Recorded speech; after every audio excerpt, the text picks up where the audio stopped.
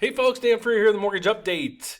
It is the end of the day, February 24th, 2020. The market got clobbered, completely clobbered, down over 1,000 points. Think about that, 1,000 points on the Dow. That's a lot of points. So remember, as I said, pigs get fat, hogs get slaughtered. So when we come back, I'll show you what happened in mortgage rates today. Are we at the historic low rates? Or how close are we? Don't go away.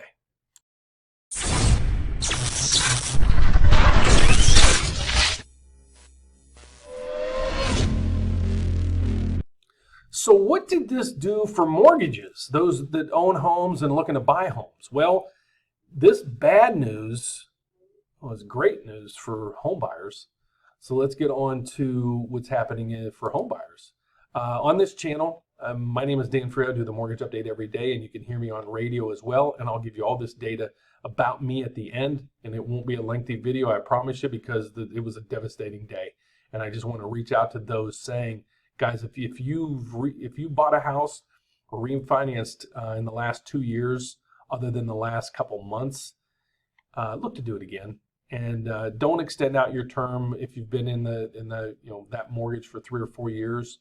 Look to get a shorter term loan unless you need that big monthly savings maybe to just help out with things. So today we saw an uptick of 17. It's a pretty big number. We hit a top today of 20. But I want to show you something. This is what the market has done in the last 5 years. We're here. Look at this. And again, this is what I'm following here. You might say, oh, Dan, the rates have been going up. No, let me explain what this is. This is the price of the mortgage-backed security. As the price goes up, means you pay more for a bond. The yield comes down.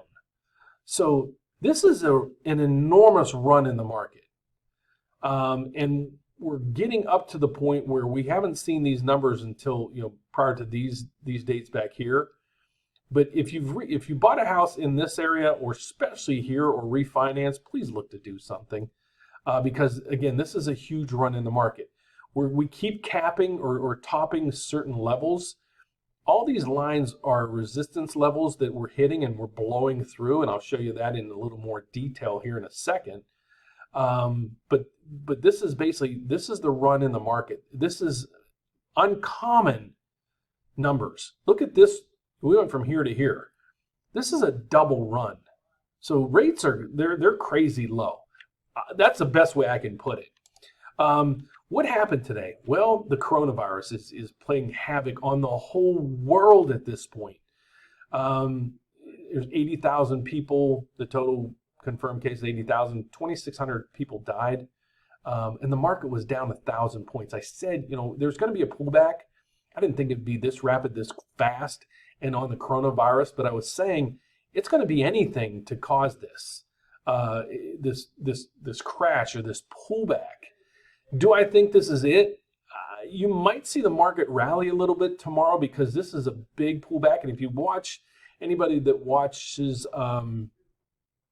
Warren Buffett, he usually sees this as a buying position, so he'll keep a reserve of cash, and when he sees a major correction like this, he'll jump in and start buying. So you might have people starting to buy and people in the bond market starting to take profits.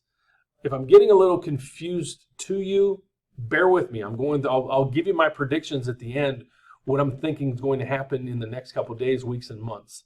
The economic calendar coming out, I just want to briefly go over that. There's not much data coming out this week. The biggest thing we're going to watch is the domestic producer price index. This is the gauge that the Federal Reserve watches or monitors closely. This is their number. This is how hot the economy is going. So what they do is they have an injection of adrenaline, okay? When they see the economy cooling off, they inject that adrenaline in. What that injection is a rate drop or a reduction in rates, okay? That helps spur activities in the market. When the economy is getting overheated, they go in and they put that in and suck out some of the adrenaline or raise rates, thus slowing down the economy. Well, when you have headlines like this and basically telling you the world is being affected by the coronavirus, this is going to have a global impact on things. The Fed might act. And some of the analysts that I follow are saying, the Fed isn't really coming out and saying that they're going to do anything. But if this continues and there's more cases that keep coming up on a daily basis, it is going to play havoc on the world's economy. If the world is doing bad, and even though we're doing robust, it's going to trickle down to us because people aren't going to be spending as much money. They're not going to be buying our products. And it's going to have a ripple effect through our economy. So the prediction is on Wall Street that the Fed's going to act and do something. Look at this. This is a devastating move down. Okay. So let's see. I went through the charts, the economic calendar, and there's really not that much coming in other than, like I said, the producer price index. So let's this is the long-term effect on what has been happening. But let's get to a short-term trade, and I'll explain to you what's going on there. And then I also I usually don't focus on the 10-year Treasury, but I want to tell you what's going on there as well. So let's get on to, well, I'm already on this chart. So it should refresh here in a second. Bear with me. Apologize about the delay. We got a lot of guys here locking in rates right now because we don't know what tomorrow's going to bring. I'm kind of on the fence. I locked some and I didn't lock some, but I'll be logged in first thing in the morning to make sure I don't miss anything. So here's the trend line of what's going on in the markets right now. Look at this trend. I mean, that's a fantastic trend.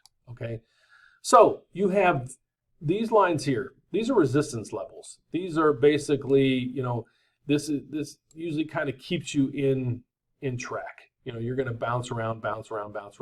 We blew through this number today. Now we're getting to almost to the point of uncharted territories. So I think this is going to be a new floor. I think we're going to continue to go up a little bit. Even if we don't, we're still at lowest rates in years and years and years and years and years, as we saw by this chart here. So it's a good trend line. I don't see the economy getting any better. It's not like the coronavirus is going away tomorrow.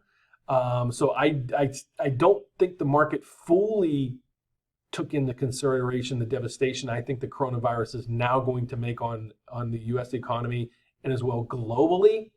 I was surprised that this number only was up 17 with the Dow that was down over 1,000. Okay, so that's that part of it.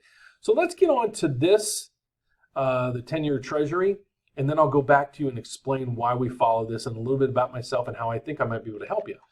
The lowest the Treasury, this 10-year Treasury yield has ever been in history is 1.32 in June of 2016. Okay, we're almost having the lowest yields ever on the U.S. Treasuries, that's why I think we're lagging here a little bit. So what's my thoughts is I think we're going to kind of still move in a better direction. Do I think rates are going to get extremely better? No. I think they're going to stay here and ease a little bit more. Not a ton unless cases of the coronavirus keep popping up throughout the whole world in more and more and more. And then I don't know where it's going to go from there. But they'll only go lower if that's the case. If they come out and said, they have a vaccine, as soon as you start seeing the coronavirus subsiding, you're going to see this roll back down into these levels and the stock market come back. So don't try to time it absolutely perfect. If you could save 1 or 1.5% on your rate and save yourself $200, $300, $400 a month, do it. And I also have if I can within a year's time, if the rate drops over 0.5%, I'll redo your financing for free. So I do throw that offer out there. So let me explain why we follow this. This is a bond that tracks the mortgage market. This instrument, this bond, actually is the determining factor of what mortgage rates are going to do. and where they are. This is the instrument that creates mortgage rates. This is the price of that bond. As this price goes up, means you're paying more for the bond. Thus, you're getting a lower yield, meaning the rate is going to be lower, going down. We love when this thing goes up. Usually when it's going up, though, the economy is not doing that great in the U.S. or in the world.